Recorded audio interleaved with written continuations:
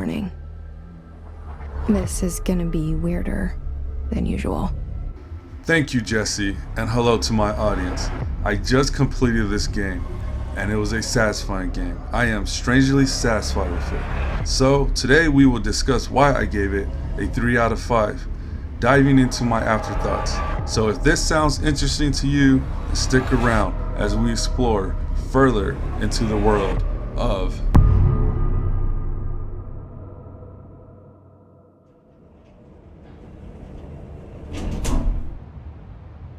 Did I lose you there for a moment?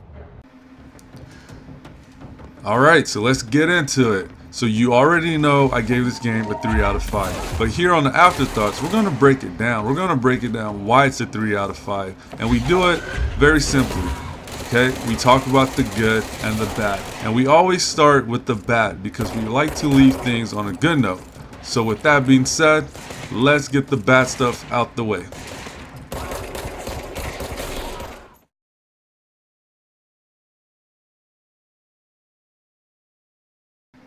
Okay, so I have to say this before we start, and I just want everyone to know I 100% really enjoy this game. It's a very refreshing, solid IP. It is a great game, hands down. No argument there, guys. I really did enjoy this game. However, though, it does fall short. It barely missed greatness.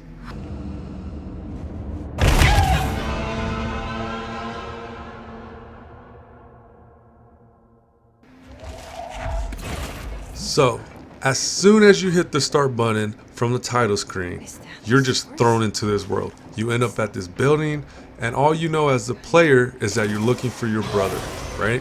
And the main character, Jesse, is as clueless as you. But somehow, you end up being the director. Now, that's all great and everything, how they just kind of jumped you in the story and you just have to run with it. But my issue is the director's dead, cold on the floor. And everyone seems cool about it. I mean, new girl shows up, director's dead, and nobody's asking questions. Has the director's gun. Okay. Great intro. That's how the game starts. Moving on. So naturally, throughout the game, you will meet characters and you will interact with them. And these characters in the game are your typical stereotypes. You have the eager scientist. I love going over the basics. So objects of power are mundane objects that house paranatural energies and have developed a link to the astral plane and can thus be controlled, which is what differentiates them from altered items, which are still housings of paranatural forces, but are more volatile and cannot be bound in the pure utilitarian sense. Got it? The security guard. I guess. Head of research, loves to hear himself talk. All of those. And I just got throw this in here. This dude looks weird, man. I've been Super acting a little weird. bit psycho recently. Although HR told me not to use that word. So. Got it. The creepy janitor. Janitor, by the way. You'll work for me. You can say I sent you. And there are a few more, but I don't want to spoil the game too much. They do have a little bit more characters that you will interact with throughout the game. But the main point is, these characters do their job in their roles of convincing you enough about the story, and they fill the roles that they are provided in this game. But they all come across just a little bit tranquil, except for one.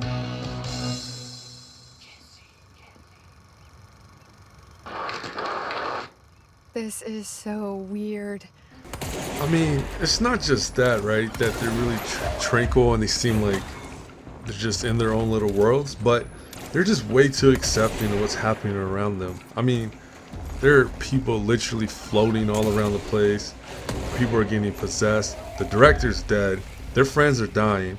And not to mention, this new threat, the Hiss, could literally destroy the world. It's like almost all the characters in the game just took Xanax before they came to work that day.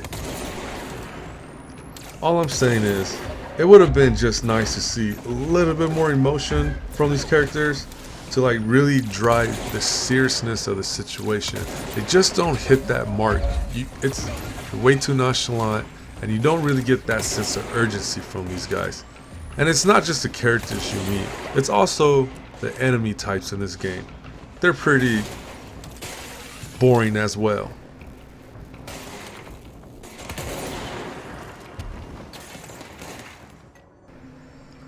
Although the enemy types might be a little stale and boring, but they do make excellent targets. I mean, it's just the fact that, you know, the enemies, they are threatening because they will kill you, but you just don't really, you know, usually in video games you like, wow man, like let's say Resident Evil, right? You meet the enemy, they kind of scare you. You kind of feel that, oh crap man, like I don't want to bump into this, I don't want to bump into that kind of enemy. But in this game, they're there and they're pretty much just targets, you know, like they don't really have any character, any soul. I understand they're possessed and they're supposed to be zombie-like, but they just don't really bring you any connection that it is an enemy. It just more feels like, oh, they're there and I have to take them down so I could proceed through the story, which I just feel like this game is so great, and that they would have just made these enemies have a little bit more personality, just a little bit more oomph to them, it would have been perfect. And the AI design for these enemies are pretty poor. They sometimes in the game they just I don't know, they just stand there. It's almost like they have to download their next instructions or something. Like they literally just stand there sometimes. You just have these AI issues, and you can trick the enemy and some boss fights to go in your favor because the AI isn't that great.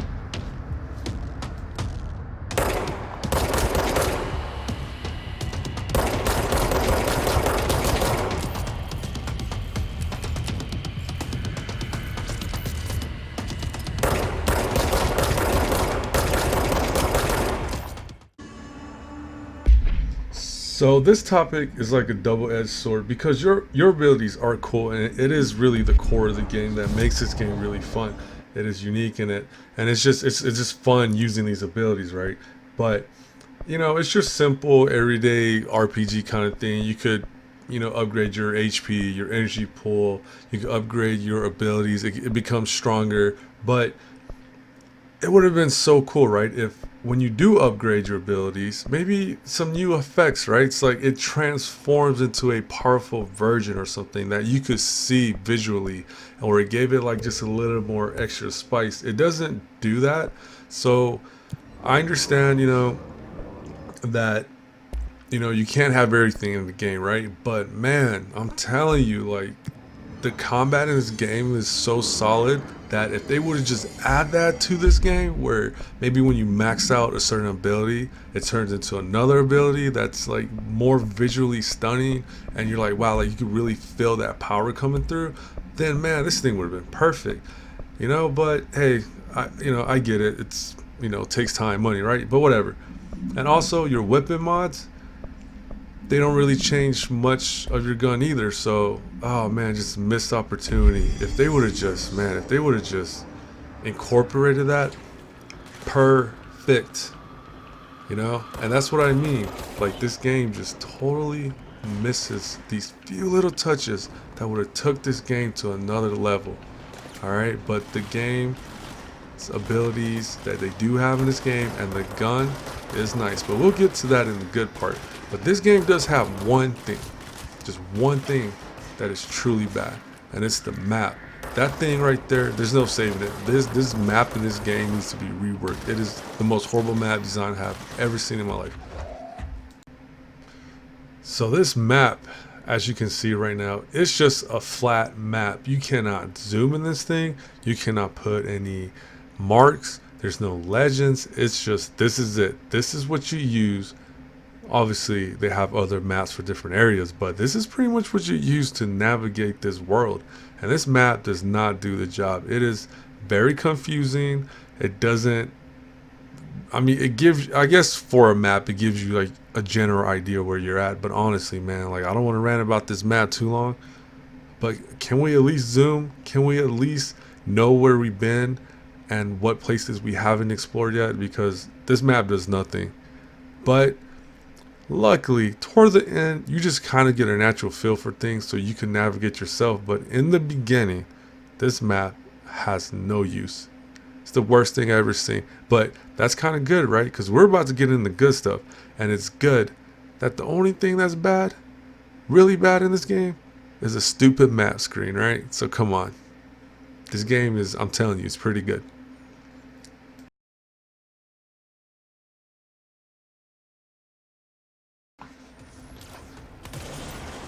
All right, so we're at the good part. Man, this is my favorite part because seriously, like, this game is awesome. Like, I love this game. This game is so fresh and unique, and it just brings so much to the table. And I really want to just express that one more time. Sorry it took 10 minutes to get through the bad, but I just really wanted to explain why. And they're not really bad things. Like, this game has a lot of good things going for it.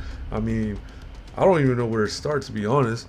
But, you know, the music selection, it really just draws you in. The music is so good in this game. There's some really tense music and there's some really quirky music. It just all works. It's the total package when it comes to music, right? And they literally have like so much secrets in the game. Like if you want to take your time and explore the world, and I think that's really the way it's supposed to be played, because I know earlier we said like they just throw you in the game and you're just trying to figure out like what's going on and everything. But if you really think about it, for some that might be a bad thing, right? But if you really think about it, like, this game is meant to be explored. You're supposed to take your time. You're supposed to find all the collectibles. I mean, there's a lot of collectibles and there's a lot of loot. All right, it's our enemy.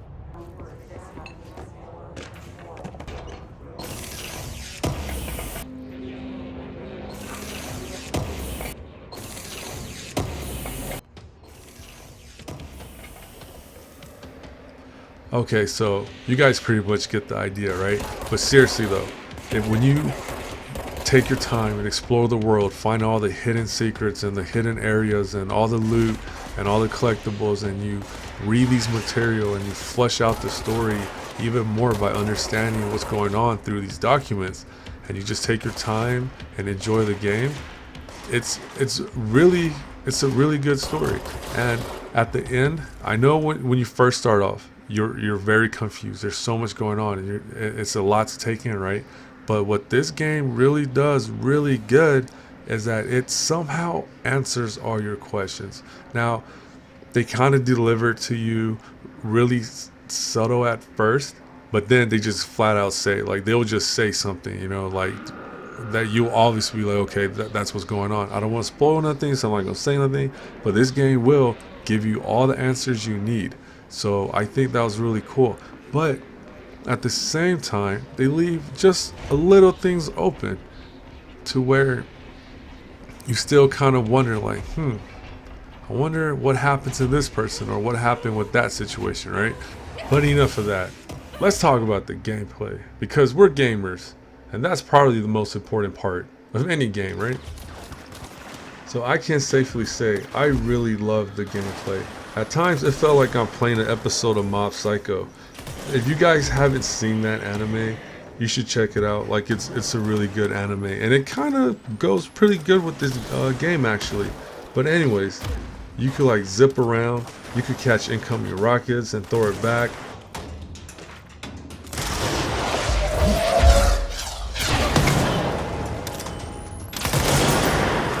The melee feels powerful. The destruction is chaotic. Like, it's everywhere. Like, man, it's nice to just see things flying around and see the aftermath of your battles, right? And also, I mean, the gun in this game, I really wish I had this gun. I wish somehow I could have this gun. Like, I don't want all the drama that comes with this gun, but man, this gun feels good. Like, it's loud, it's snappy, it just pops.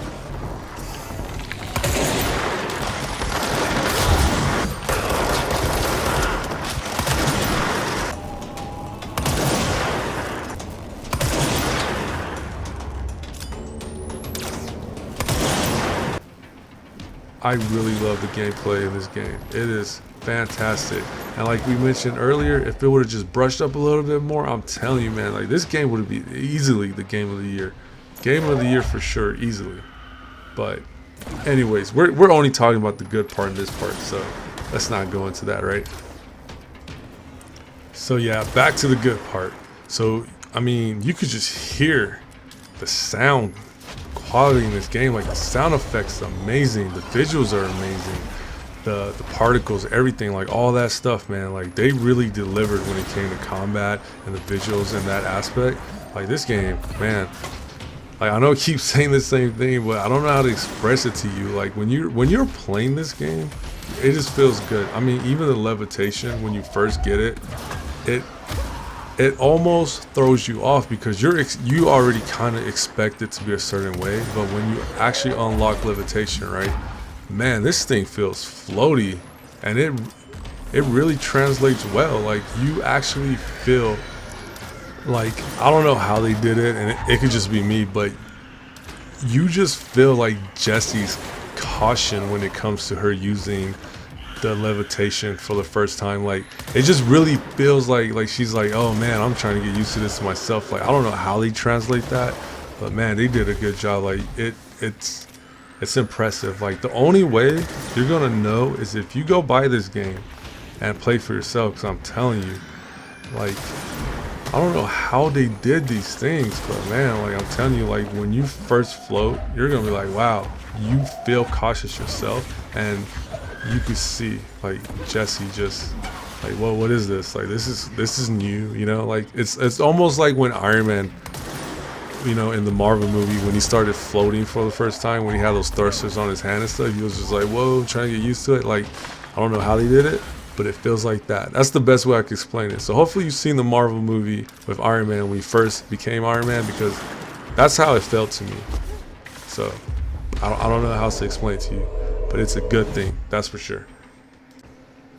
And then we can't ignore the bosses, but you guys are gonna have to hear me out on this one, all right, when it comes to the bosses, the optional bosses, actually. So hear me out here. So I don't want to spoil too much, but let's just say there isn't really a strong end game boss situation going on, all right? So that's all I'm gonna say. But I really think it was designed this way. I just get this feeling that the game was designed in a way to give you this sensation that there is a bigger threat lurking around the corners of this game.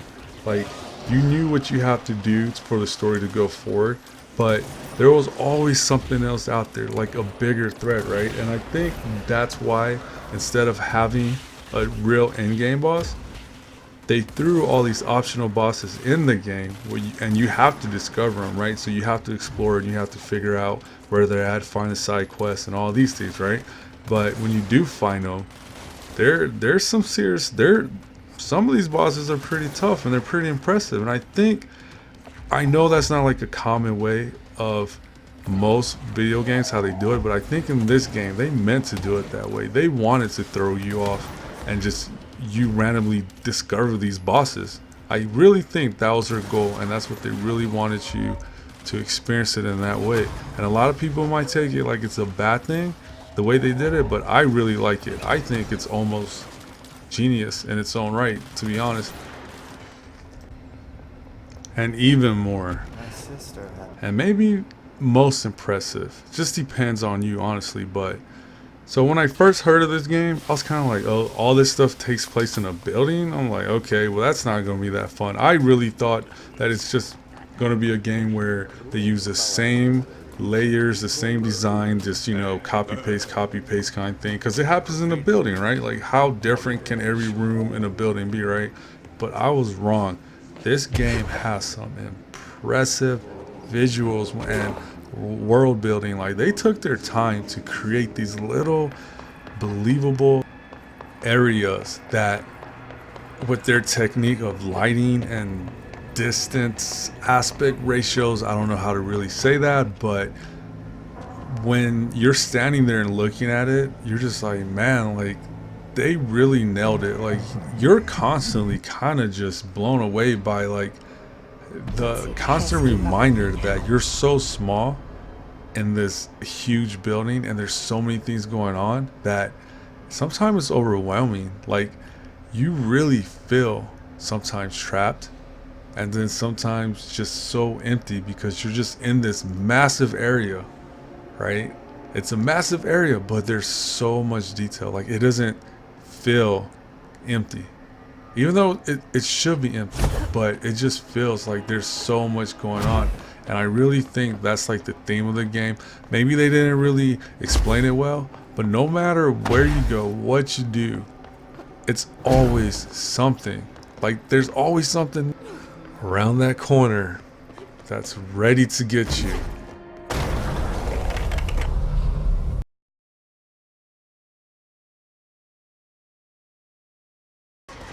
So, the afterthoughts, the final thoughts.